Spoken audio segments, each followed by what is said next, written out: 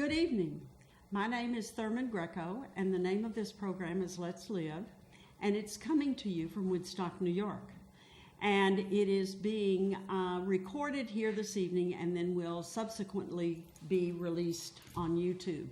And I have a guest this evening, and I am going to ask you to tell everyone your name and how you can be reached and what it is that you do. Thank you. Hi, I'm Dannah. I'm an intuitive. I'm a Reiki master. I do past life regression, inner child guided healings, and all of those things have descriptions. But basically, I work as an intuitive. I'm an intuitive healer. I work with people on what's going on with them, where their blocks are, what's coming up for them, what's behind them that's holding them back. And I've been incorporating Reiki also into my work since studying with you, Thurman. Well, that's what. Tell me, can we start from the beginning? Yeah, okay. How did you discover that you were an intuitive? How did you get comfortable with it? And are you comfortable with it? I am comfortable with it. My daughter's not so crazy about me telling her school. But no, well, when I was a kid, I was always psychic. I knew things about people. Like my father would always say, how does she know that? Why does she know that? Like that kind of thing. And I just thought I was very psychologically astute. I knew things about people, what made them tick, why they were the way they were, how to help them. I helped everybody. And I went to school to be a psychologist. I went to University of Pennsylvania. I was going to be a psychologist, and then I didn't do that. And it was sort of like it was almost like a party trick, because it was a way for me to make friends and feel like I could help people. And so at parties, I was like, can I tell you something? And this happened to you, or was your dad like this, and your family is this, and you're the oldest, and this happened here, and what, when you were 7, this, and people would be amazed, and then people would like line up to talk to me at parties, and people always said you should be a psychic, but I never really, like, it just wasn't in my, I just never did it. And then, basically, when I moved up here, I was a nutritional counselor, and a lot of my clients wanted to, I would get into other stuff with them, and then that's what they wanted to do, and then they would want to recommend me to their friends and family, and so I started doing it a little bit. And then Elliot Landy, if you know who he is. No. He's a photographer. I can say it because and he would do these meditation groups here, and I would go, and after I had information for everybody, and he said to me, one day he called me, he said, I was at a dinner party, I told everyone what a great psychic you are, a bunch of people are going to call you, charge whatever you charge. And I said, Elliot, I don't charge, like, that's not what I do, I'm a nutritional counselor. And he was like, well, you might want to do that now. And this woman came over, and she stayed for 2 hours, and she was kind of like an influencer type among her friends, and she told so many people. She lived in LA, and I made a Weebly website in a week, and that's how it worked. And a year later, I was working at Omega Institute as an intuitive, doing intuitive self-guidance. So do you still do the nutrition? It comes up for some of my clients. Like sometimes I'll say, I think you're allergic to dairy. Oh, that's what's going on. Or if I look at a picture of their kids, I can tell if kids are, a lot of times if they have certain allergies. Or I'll say, you have stomach stuff, and they'll say yes, and I'll say it's related to this. I'm not a medical intuitive, but I tend to be right. Do you think that you are on a path to be a medical intuitive? Is that something that will go into the future, that you're marching toward? I haven't had that in my vision. I don't know. I wouldn't say no, because I just never know the twists and turns that I make. But I think that I'm not sure how interesting it is to me. I like the psychological elements better of people than the medical elements. I like the healing, the emotional, and I like saying, oh, you're like, you have your nervous thing from your mother, and she got it from her mother. And then I'm also a medium, so I can get messages from family members, and I just enjoy that more. It's really, I find it fascinating, and it feels like a miracle every time, you know. So why do people come to you? people come to me. I have different people that come to me for different things. I have a lot of regular clients that come to me because I can't say I'm a therapist, but I'm almost like a therapist, except that I know things and I can help you with things. I don't make you figure it out. Like I'll just say, oh, have you tried this? Or I think this would be good. Or this is happening this way, and I think if you do this, it will help. And it ends up being right. It's just, I get the message from spirit. Some people come to me as an intuitive coach because I help get their life back into where they want it or forward into where they want it. I just know how to help people. Like I know how to help heal people. And the inner child guided healings that I do, I created this program where people, I can see their child. So I can see what happened when they were a kid. And I can see where their kid is wounded, and I can see where their kid is holding them back. And so I have a lot of clients. Like I have one client, I spoke to her today. She's what I would call an abandaholic. She's like addicted to going with people that will abandon her. You know, she goes with men. She doesn't like them unless they're not interested in her, and then she likes them. And it's a pattern for her, and she's miserable, and she's in her 40s, she wants to get married, and she just keeps having heartbreak after heartbreak. So I went into her past, and I talked about her family, what happened, and how that's been ingrained in her, and how she believes that, like, there's a child in her that wants to be loved but thinks she's not worthy and doesn't deserve it. So then I go into like almost a hypnotic, I do a very deep guided meditation, and we do a healing. And I've been doing Reiki in those moments because you mentioned it during the last time we did a call, and I've put that into my practice. It's really powerful. I don't remember mentioning it. How was it mentioned? Well, because you said that you can do Reiki for someone's past. Oh, absolutely. So I go in, and when they have the child present and they're present, I go into those moments and I do healing. And I also do I facilitate more talking where they're doing a healing. And it's transformational for people. It's really powerful. When you do this, I want to talk technique with you now. When you do this, do you use all the symbols? I use the 3 symbols, yeah. You knew that, so you go in with intention. Yes. To go into the child. Yes.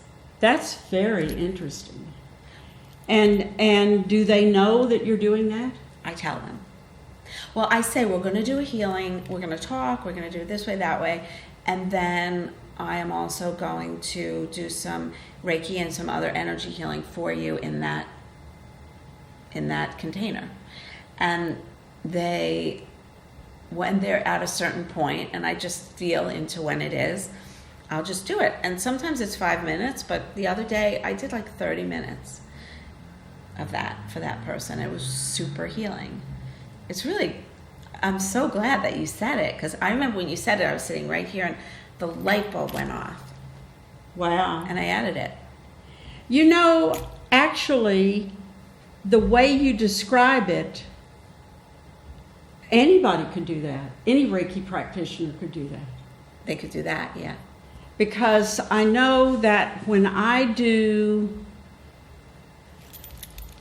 do a lot of distance work, but when I do past life work, I'm usually working with an animal. Or with, an animal and going into the past life, or I'm working with an animal that has passed. And then we go into this animal's life. And I find out, where they are traumatized. That is a very simple technique that could be worked with anywhere. Yeah. Wow. So I've been doing it. I mean, it's just a small, it's a 2-hour session, and that's sometimes just 10 minutes. But it's powerful. Like it puts like a covering over it in a way that's really powerful, I think. And so that's another thing I did. So that's one reason people come. But I think I also I have a lot of regular clients. Like they just call me when things don't feel right or when they want to sort something out. Like I just like I put my antenna up and I get the information to help them. It's just like the way it is. Well, I believe that definitely with Reiki. Yeah. You know, you definitely put your antenna up. And you don't have to Yeah. be psychic to do that. I mean, that's there. Let me ask you something. How has the coronavirus impacted your work? Well, I'm much more, I was at Woodstock Healing Arts. I had my office there, but I don't have it now. And I also worked, at Menla, and I did a lot of people in person, which I don't do now, except if they come to me and we sit outside. So, with no mask. So it's affected me in that. But I think the biggest way it affected me was that I started doing Zoom. I always did phone calls, but I didn't like the video. But now I do the video, but I do a lot of distance healings too. Like it really, honestly, I knew I was very good with it because I have some people that, like my partner, his back will be really tight and terrible. He hunched over like he can't walk. And I'll put my hands for 10 or 15 minutes and then he gets up and he's like, this is like the best chiropractic adjustment I've ever had. And I knew that I could do it. And for my daughter gets migraines and different things. And I was just really doing it physically at first for people I knew, but it was really like very, very powerful. And I thought, well, I can't do it distance. Like that's what I thought. And then my mother got cancer and she was very anxious. And she called me and I said, look, I don't know if it's going to work, but I'm going to try to do it on the phone. I know people do it. And so she had surgery and she was in a lot of pain and the doctor gave her 2 weeks worth of pain pills. And that night or I guess maybe she came out around noon, and then around 6 o'clock she called me before she was taking the next pain pill. Maybe it was around 5. And I did that work for her for a while, like maybe 40 minutes. And then she never took a pain pill. She never took a pain pill after that. And I did, and through her cancer, every day for about 6 months, almost every day I did the work for her. And she went through chemo really well. She went through radiation really well. My mother's she could be like a little high strung, I hate to say it over there. But she was really calm and she would say, oh, I feel great. And she'd call me and she'd say, can you do some energy? Is it too much? Like she was asking for it, and it was interesting. I mean, and so that gave me confidence that it would work for people. So then I started doing it I don't really like have people honestly just call me for that. Generally, it's just my clients now. If they're anxious, I'll say, I could work, you could do like 15 minutes and I'll add it into the session. And it helps for a lot of people for anxiety and depression. And I think during COVID, a lot of people have been really anxious and depressed. And so that's how it's affected my practice, is that it's like a little add-on for my clients. I'll do it for like 15 minutes or something. And it makes a difference. They really feel it, even 15 minutes. You feel that this add-on it has a Reiki component. I'm only doing that. Yeah. At the end of a session, I'll do 15 minutes or sometimes a half an hour. I have one client who she calls me about every 3 weeks. She does a half hour talking and a 45 minutes talking and a half hour Reiki. And she loves it. So, yeah, I've done it more now distance than in person, because I haven't touched anybody. So, except for people like in my family. So much has changed about the coronavirus and how we interact with people, and that is one of the most significant things that I have observed. And I don't know whether this is, I don't know how far this ripples out. But for me, we were, before the advent of the pandemic, we were a group of people, or the ones that I was accompanied with, because there's obviously billions and millions of people that I've never even seen. And we were kind of touchy-feely and talking and seeing And especially when you personalize it and you get up here in Woodstock and other small towns, you stop in the grocery store and you chat with your friends and I know people that haven't even seen anybody in a year. I know people that haven't been touched.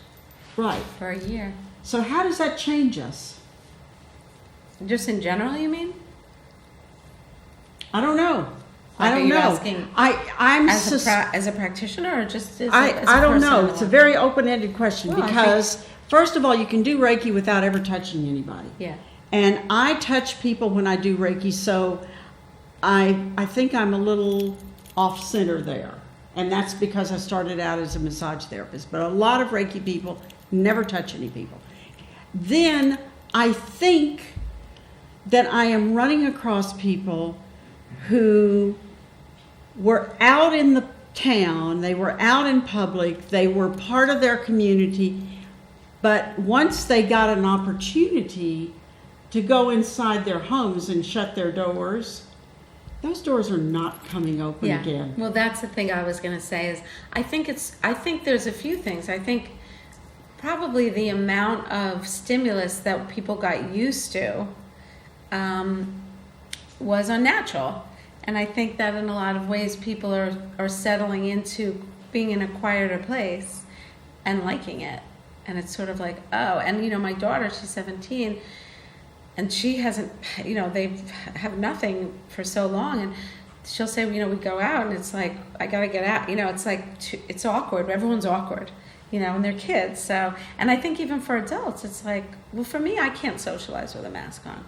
When I see people, I don't even want to say hello, I just feel like, oh, I can't. I just want to get out, I just can't, and I can't do readings, the energy's blocked, I can't deal with it, but my life isn't as different as some other people's, because I had a little, like I worked alone, I worked at home, I saw my clients, but I think for a lot of people, they're realizing that they like a little solitude, they like quiet, and they've taken up gardening, and they're getting in touch with things that are more, a lot of people are just binging on Netflix too, but I think some people will come out. A lot of people want to come out. Do you think they're ready? I think a lot of people are ready. I saw the colony, well, it wasn't packed, but it depends. I wonder if it depends. This area has changed so much too. Everywhere's changed. It's like the cities are empty and the country's full. Yeah, I think for a lot of people they like it because there was no pressure. It's like a lot of people have this thing called FOMO. Do you know what that is? No. FOMO is fear of missing out. And so it's a huge thing, FOMO. It's like, I'm going to miss this event. I'm going to miss this party. I'm going to miss this networking thing. The world's going to go on without me and I'm going to get left behind. And so it's like there was no FOMO. It was like, I don't have to do anything. I don't have to be anywhere. I don't care. And so I think that people got used to that. And it's like, oh, I don't really need all that. I think people are used to being quiet. I don't think everybody, but I think a big percentage of people are feeling, because I have clients that are like, oh God, I'm nervous to reemerge in the world, Wow. How important, the question that is in my mind, someone who knew that I'm doing this series, I'm doing over time, they're not every week, but they are happening, about Reiki. And somebody said to me, but what about the person who receives the Reiki? All of your talk is about how you do the Reiki. What about the person who receives the Reiki? So that's what is happening. People are going in their homes and they're becoming comfortable in their homes. Yeah. And I'm wondering if there is more Reiki being practiced now.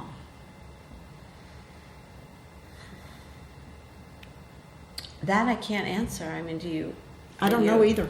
I mean, I know that people like it. People are surprised how much they like it remotely.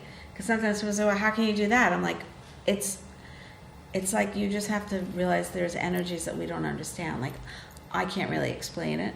I just know that I can channel it to you. And it doesn't matter where you are. And it doesn't. And people feel it. I mean, people that are skeptical will say, oh, I saw colors, or I felt warm and tingly, and people that don't really want to have anything happen because they're not believing. You know what I mean? Like, oh, and that drives them crazy. I know. I mean, in person, it's different. In person, I can feel, I can feel when something like when I do it and the muscle releases, I could feel it go boom, boom, boom, like it releases in my hand, and I'm not doing anything. So, but on the phone, it's different because I can feel it in my hands. Like my hands get really hot and things happen, and the person's not even there. So I think they'll say they feel it too. Oh, it felt really hot, or it felt really warm. I think, yeah. Well, that raises another question. Is the person really there? Because when you do distance Reiki, the most experience that I have had with distance Reiki is with people coming to me and saying, will you do Reiki on my daughter or my son or my mother or my neighbor or whatever? And I hold my hands like this, and I get what I call a lock on that person. And I ask them questions. Okay, you want me to do Reiki on your mother? Tell me a little bit about your mother. What's her name? Where is she at? And it doesn't make any difference what I ask or what they say. I'm just trying to get a lock. And then once I get a lock, then we are okay. And And how do you know when you get it? I can feel it. Mm-hmm. I can feel it. See, it's interesting how you do that. I forgot to say, actually, that I work with photos. And so people send me photos. Even if I'm reading you, I take your picture and I look on my laptop. Because if you're there, I'm paying attention to you and I'm thinking you're nervous and, oh, I like this or that. But if I'm looking at a photo, it's like I just go right into the information. And so when I do the Reiki, that's what I do too. If it's distance, they're on the screen with me, but if they want me to do it for someone else, I just need the photo. And the photo, I get the lock. It's what you're saying, you get information. I look at the photo and I do the symbols, and I just call on the energy, and then I feel the lock. Right, you feel it. I feel it in my hands. Mm-hmm. And then now when you say that you work with people for 2 hours and a half an hour is Reiki. Well, the 2 hours is if I'm doing inner child guided healing or past life regression. Those are 2-hour sessions. And if I'm doing that, at some point, I bring the Reiki in as a healing. It could be 5 minutes. It could be a half an hour, but it's probably usually around 15 minutes. It's not the bulk of it, but I think that it really puts something profound into the session. That's what I would say. I think so too. And we have trouble. You and I are at this moment are having trouble, I think, describing it. What is it that you want to describe? I think I could do it if you tell me what it is. I don't know. No, what do you want to describe though? That's what I'm saying. I don't know. And the reason I don't know is because when people do not know about Reiki, and people do not understand Reiki, and if they don't know and they don't understand, I have a tendency to get very vague. Well, it's a soft touch, on a clothed body. Well, what is that? And when people start talking about their animals that have passed or their animals that are lost or whatever, then it's a whole different thing. And I think one of the issues that we have with Reiki, because truly everybody on the planet can practice Reiki. If they want to. Right, And if they're attuned. right, absolutely. Because some people say, oh, I've been learning Reiki. And I said, did you get an attunement? And they'll say no. And I said, well, you might be doing other energy work, but you can't actually do Reiki unless you have the Reiki attunement, because that's basically how you call in the energy to you. It's a specific type of energy. Right. And people think they're doing it without it. I had a client the other day. She goes, "No, I've been learning Reiki," and I'm like, "Are you doing it?" And she said, "Yeah." I said, "Did you get attuned?" She said, "Well, what's that?" I said, "Well, did they attune you during the thing?" And she said, "No." I said, well, You can't actually do that work. I mean, maybe you can do some work, but not that work. Right. You can do energy healing. I did energy healing before I was attuned. Right. It wasn't Reiki, but I used to do things for people, and it helped. Right, but there is this thread that we call Reiki. And when you get on that thread, you need the attunement. Right. Right, that's very true. That is not to negate not what at all. They do. No, because she was saying she was doing Reiki. I said you could be doing energy healing, but you can't channel Reiki energy unless you have the Reiki attunement. You can channel other energy. You can be a healer. People are healers that never took a class. Like, there's tons of energy that you can channel through your hands, but the Reiki energy. Now maybe people can attune themselves. I don't know. You know better than me. I've never known anybody to attune themselves, but you know what? Maybe sometime I'll try it. That would be an interesting thing, learning to attune myself. I know that when I was practicing to be a Reiki master teacher, that I had a bunch of cats in my house. And I attuned those cats to within an inch of their lives. And to me, it was so cute because the cats were so patient and to receive their attunement. And they were so happy to receive their attunement. Funny. Somewhere there's a cat practicing Reiki on all the cats. Yes. But I do want to say this, that the animals love it. Because whenever I could be talking to someone and we're having a session, and animals tend to like me, but as soon as I do the Reiki, the animals climb. They climb. And one time I was doing it was so funny. It was recently I was doing it, and her eyes were closed. And I was doing it. When I did it over here, like the dog was just over here, and then when I did that, the dog was like going where she was, where I was focusing on whatever chakra I was. That dog was going right to the area. She was laying on the bed, and the dog was like sniffing the area I was doing. Cute.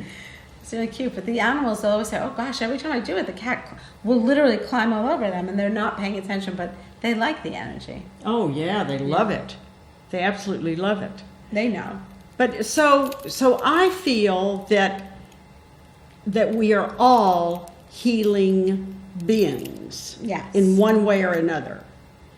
And through the years, I have taught people Reiki who have admitted in class that they felt like they were doing something. And they were about half afraid. No, this is fine. This will work for everybody. It works. It will work. It's not necessarily Reiki, but that is not to say that it is not valid. It is valid. We are healing human beings. And animals are healing. When you start working with animals, as in canine massage, there are these chakras. And animals will go up to one another and they will heal one another. Yeah. You know, so this is part of being alive, part of having a soul. And so it's just part of the journey. Yes, and animals also, like, a lot of times an animal will know. Like, if you have cancer somewhere, the animal will go to that spot. They're much more in tune than we are. Oh, yeah. I do think, look, if you look over the course of civilization, there's always, some people are more attuned to healing, and some people are more, when I look at a photo, I can tell, like, I look at a photo and I'd say 20-25%, and I'll say, okay, you fall into a helper healer category. You are probably doing this or that, or I'll say, I think you're a helper healer, but I think you're probably a teacher using it that way, but later in your life you might move into something else that's actually like more healing directly. But but then you look at some people, they're not healers. You know what I mean? Like, I have some clients, they're never going to be healers. They're not, you know, like sometimes a crocodile is a crocodile and a deer is a deer. You know what I mean? And I think that some people are not healers. They're just, you know, straight something else. I think that.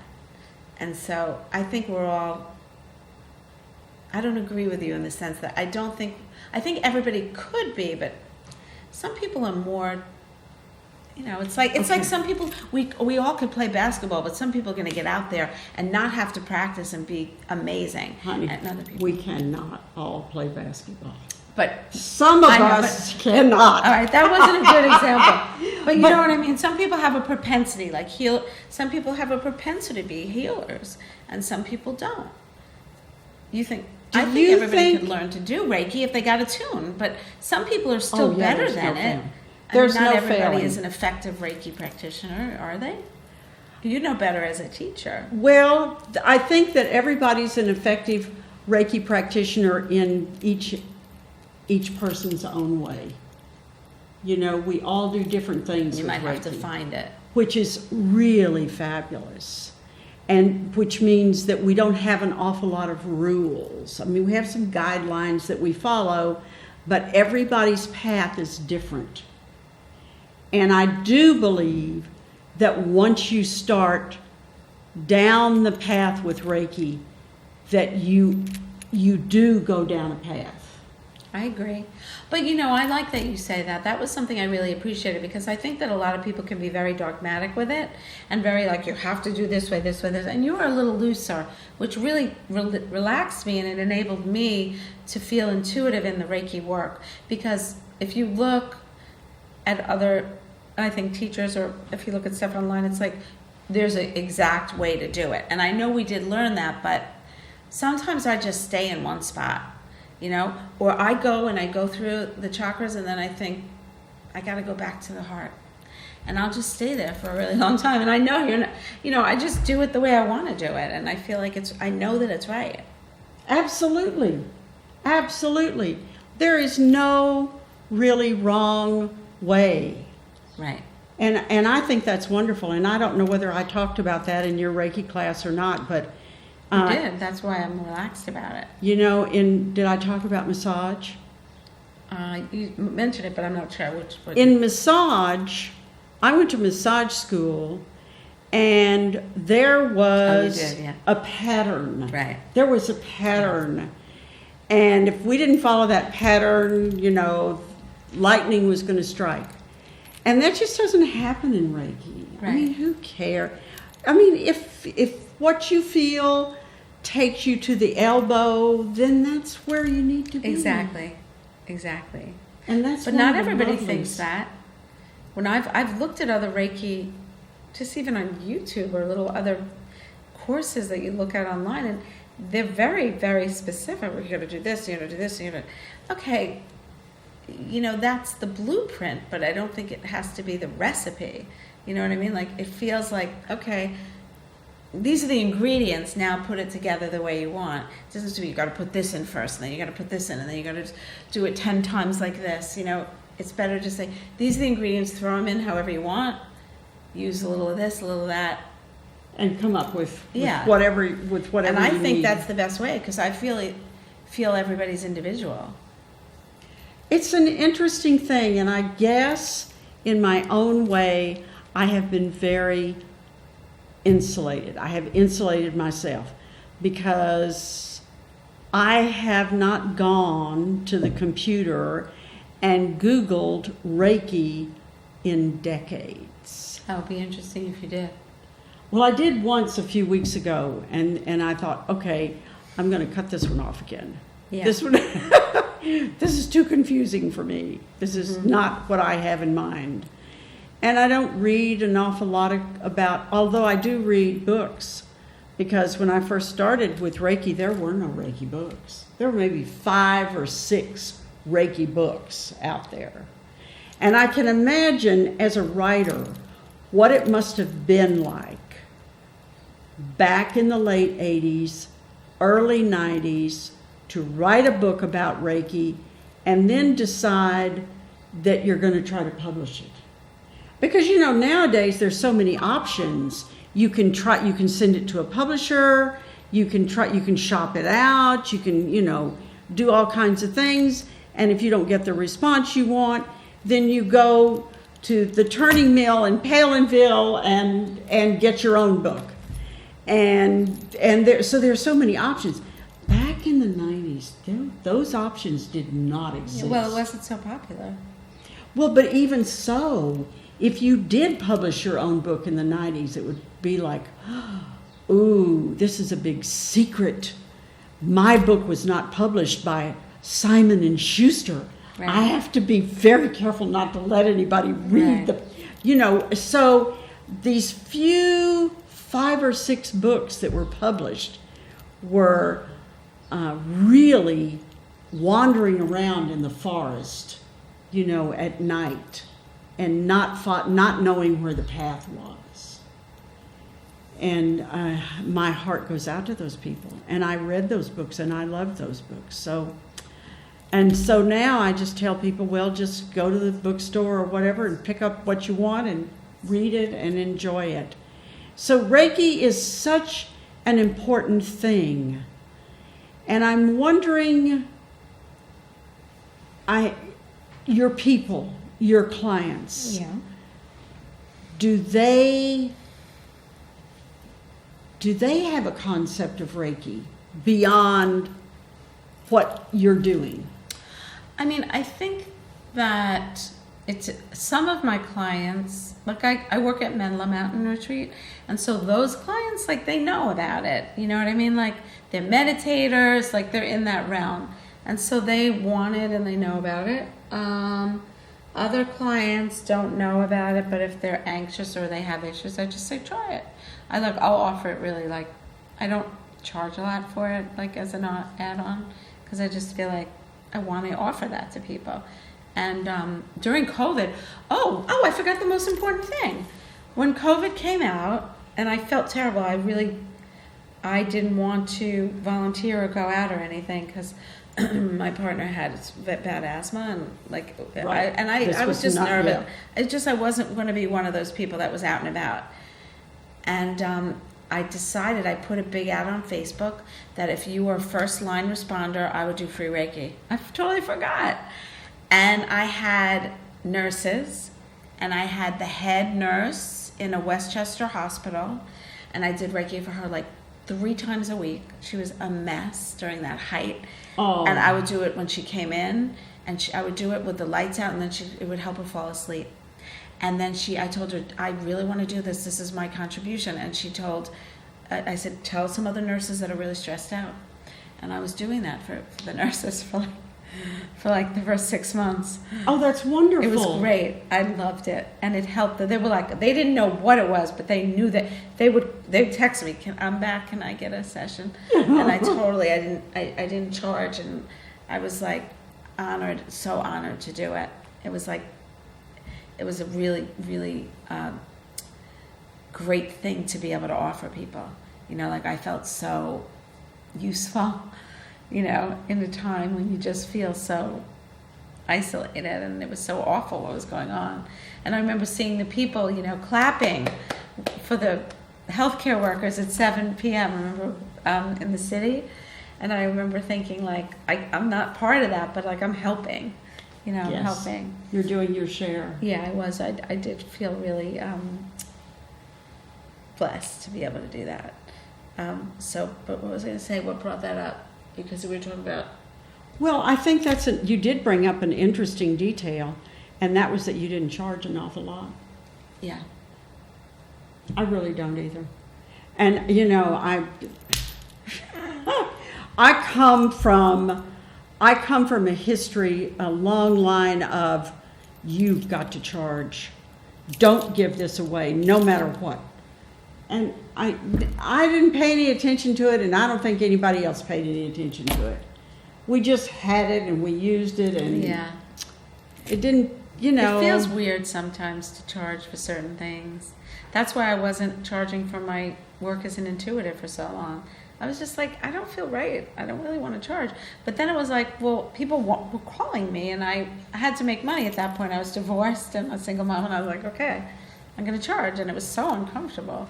But when I didn't charge during COVID, that was the other part of that story, was that I put a little ad out and just said, I'm offering, I want people to be able to have this. You probably don't know what it is, and you probably don't want to pay for it. So like, I'll do it by donation. I just wanted people to be able to experience it during COVID. And I offered $20 for, whatever it was. It was like, right. It was for people to do. And people were like, wow, that's really cool. Like, so it was good, and it helped people. And when you do a distance session on someone with Reiki, how long is your session? Well, that depends. I have a client in England, and he came to me because his wife's been a regular client of mine, and she would tell me during the session, my husband's so depressed he can't get out of bed. And I was just like, let me just work on him. And she's like, oh, he's never going to do it. I just said, I'll do it just without him knowing. You have to, if he doesn't accept if his body doesn't accept it, if I get that feeling, I can't do it. And he did. And then he came and did it. And then he hasn't come to me for a couple months, but he was coming like once or twice a week for a while. And what was the question? Why did I get on this subject? So I did for a long time because he couldn't get out of bed. So I did his for 40 minutes, which is a long time online. I mean, I know in person you do them for an hour, but I rarely, for my mom, I did them a really long time. But usually they're around a half hour. 20 minutes. It's shorter the bottom line there is that it's shorter in distance than it is in person. Because when you're in person, you're kind of going down. Although I did have Elise and Karen in here one night several months ago, and I was reading from my book, and they were doing Reiki on each other, and their sessions were very short. So, it doesn't have to always be an hour. Sometimes I go longer. I don't like to stop when my hands are so hot on a spot, and I know that spot needs it. So I'll just go over. Like, I'm very, sometimes if I don't have anything going, right after, I'll go a little longer. But I sometimes, honestly, I have clients that just do 15 minutes, and they're good. Listen, I think one of the things that I learned, and I did not learn this from my teacher, I learned it from a fellow massage therapist. We were studying reflexology, and when we got about 3/4 of the way through the class series of lessons, she sat down and she said, I'm going to make my sessions 40 to 60 minutes long. And that was amazing, because I had been trained that your sessions, no matter what you did, were 50 minutes.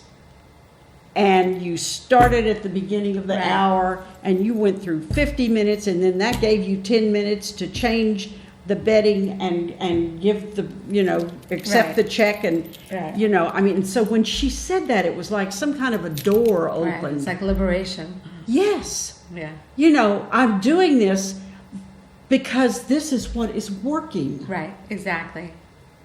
Well, it's like, I have a particular music that I love to play, and I love to do Reiki to it, and the clients really like it. And I just use it for that, but it has the 5-minute bell. But I don't pay attention to it. Right. Because I'm like, no, I'm not done with this area. And sometimes another area, I'm like, this area doesn't need it. The throat chakra, she's good. I'm just going to. And so I don't really pay attention to the bell. I mean, I know where it is and when it is, but I don't let it dictate to me, because I go by what I feel.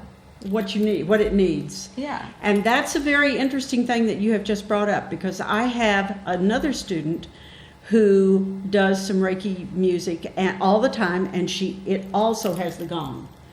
And of course, for those who do not know, there are several dozen really nice Reiki CDs that have this automatic, it can be a gong or a bell or a tone or something, about every 5 minutes. And that's to kind of keep you going. And she told me one time, she said, I have to do it. I have to use a CD that's got a bell. And I said, oh, really? And she said, yes. If I don't have a bell, I will start off, and an hour from now, I will still be in the original position. Well, that's what I was going to say, is you can get lost in it. You can get lost in it. But I don't get lost in it. But I could see how you could. Well, and I always have that eye open, like that. That it's like the observer's always like, okay, let's. It's also, there's so much happening in a Reiki session. People say to me, well, what's happening? What are you doing? How does it? And it's like there's so much happening that you could spend an hour on somebody's head. So why don't you elaborate on that? What does that mean? There's so much happening. Well, you hear and you feel. What do you hear? Sounds. And you feel. I don't hear sounds. What does that mean? Some people do, and some people see things. Some people smell things. Some people see colors. You mean the person doing it or the person getting? And some people receiving Reiki also they hear things and see things and see things. I had one client one time who told me that she saw flashing lights. Yeah, I get that. You get that? My clients tell me they see flashing lights, squiggly colors. Yes. Like lights. I hear that a lot. And I had one student who saw a lot of people. Mm-hmm. I've heard that too. Like they'll see. Somebody once saw somebody that they loved that was in spirit, and then other people will just see a picture of something that like they'll get like an image of stuff, which I think it means something to them. And another person, she was a very devout Catholic, would see angels, Mother Mary, and there is a Reiki that is dedicated to Mother Mary, and it's not a really popular Reiki, and I don't know of anybody up here who practices it. It's called Reiki Mariel. Have you ever heard of anybody doing that? No, but I sometimes bring in Mother Mary or like Archangel Michael. Sometimes I ask them to, or Raphael, to be part of the healing. Like I'll ask them to come in and be like to lead the healing. I know that it's not a Reiki thing. It is a Reiki thing. Okay, because I don't remember we talked about that, but I do that. Raphael and Michael are big. Yeah. In Reiki. Oh, okay. Because I know they're big in Raphael's healing, energy archangel, but.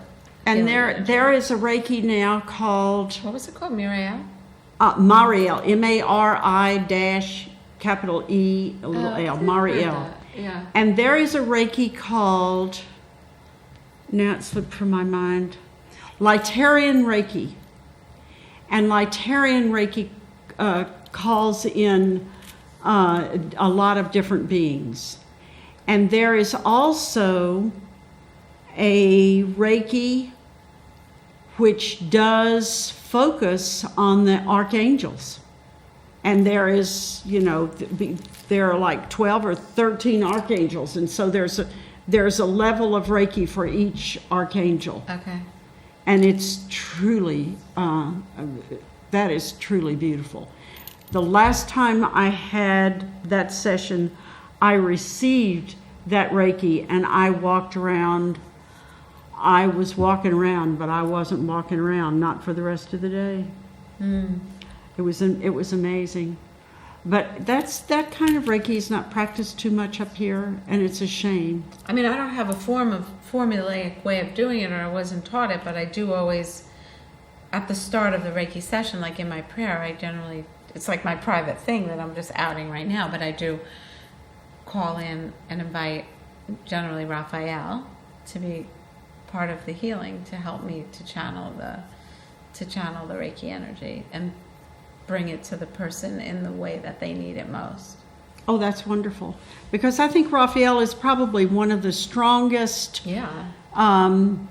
guides for us in and I think Raphael, and this is making a huge statement, which is probably not real, but to me, I feel that Raphael is in a lot of Reiki sessions that people have not even asked him for. That may be true.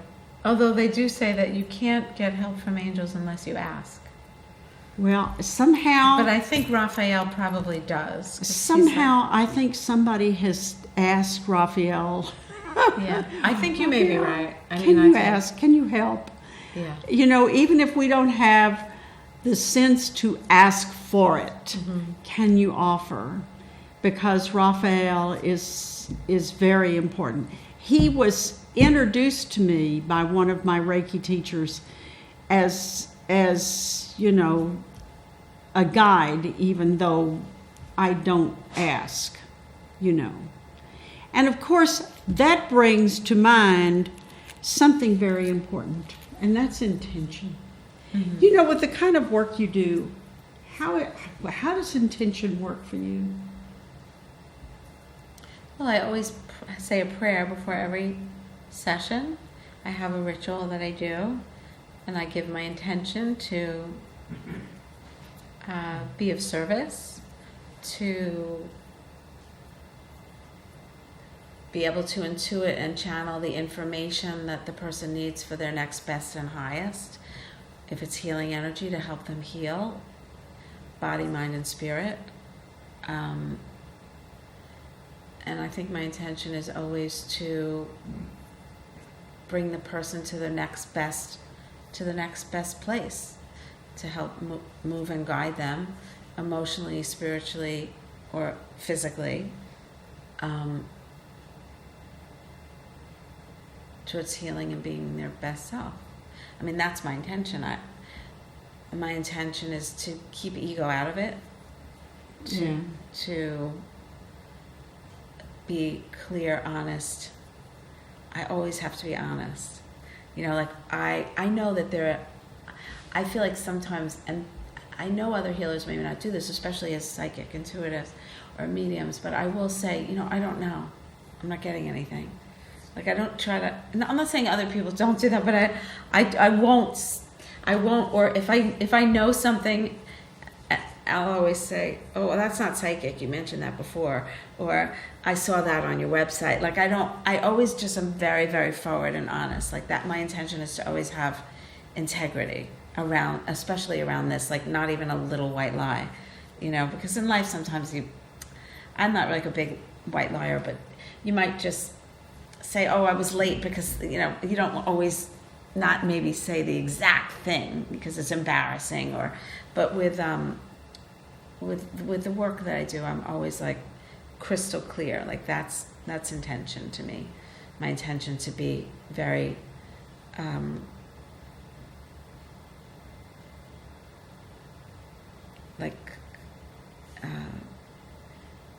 100% integrity. That brings up a huge subject that I haven't spent a lot of time pondering on it, but I really feel like that in this pandemic, a lot of us, whether we wanted to or not, have been standing at a crossroads and saying, I've got to do something. I have to go in my room and hide, or I have to do something. And I'm wondering if there are a lot of people out there who are actually going against their principles now. Like, what do you mean? I'm not following your train of thought. Well, here we are in the pandemic, and so at the first we didn't have the shots, so all we had was the mask, and people went into their homes, and I'm wondering whether they felt like that was what they should do, or if they felt like, no, that is not what I should do, but I'm going to do it anyway. And then you had people who quit work. You know, they were uncomfortable. And I'm just wondering if this was an opportunity for some of us to be true to ourselves in a way that we could not before. Yes, I think so. I really think that our planet is not healthy. And in order for the planet to be healthy, more of us have to follow the dictates of the soul. Yes. And I'm really wondering if people have listened. I guess that's why I just, or maybe they didn't. Because, when you're running around the countryside and driving and doing this and doing... people are listening. Because they're not doing... I think the people that were closer to listening but were caught up are listening. And the alligators are the alligators. Like, that's what I think. I always think there's some people that are never gonna... They're just in a different evolution. Like, it sounds terrible, but... No. I mean, like, they're not ever going to be, like, thoughtful. It's not where their energy is, So I don't necessarily think this changed them. Like, some hostile, angry people maybe are still, but... Do you think this pandemic changed people? I think it changed a lot of people. I think it slowed a lot of people down, and I think it gave a lot of people a much-needed break. I know a lot of people that are like, oh God, I don't want to go back. I don't want to go back. Or people that didn't know that they loved the country, that thought they loved the city, that are like, ugh, running around and doing all that. When I used to live in the city a long time ago, and I didn't think I would love it up here so much as I did now. I can't go to the city in the same way anymore. Like, I couldn't live in the city anymore. And I think, like, I moved up here because I wanted to. I felt called to be up here at that time. But I think that a lot of people would never have come up here except for the pandemic. And now they found, I don't want to live in a small place and be cramped and be on the subway. Like, I like the beauty. I like nature. I think a lot of people have gotten back into nature, into walking, into, and I think it's changed people. I think it's brought families together. Some families, teenager, college kids living back with their parents, and I don't know. Did you change? Did I change? Not really. Yeah, because your life's not that different, right? In some ways. No, my life is not different. Right. Right. I'm still writing. I'm still doing the things. Right. I can remember that. Well, we only have 2 minutes left. Tell us again. Listen, tell everybody again your name, how website. We can contact you. I didn't do that earlier. My voicemail service is 212-229-8092. My website is readingswithdannah.com. That's DANNAH.com. Readings with an S with Dannah.com. If you want to work with me, just email me or call me, and I work with the photos, and then I'll see you on Zoom, or you can come visit me right outside of Phoenicia. And I hope you'll come back again. It's fun. Yes, and it has been, boy, we started off so many conversations. Yeah. There was so much. Yeah. We have a lot more to talk about. And thank you very, very much. And I look forward to seeing you on YouTube, and I look forward to asking you to visit the blog, Reflexology, and reflexologyforthespirit.com, and hungerisnotadisease.com, and thurmangreco.com. Good evening.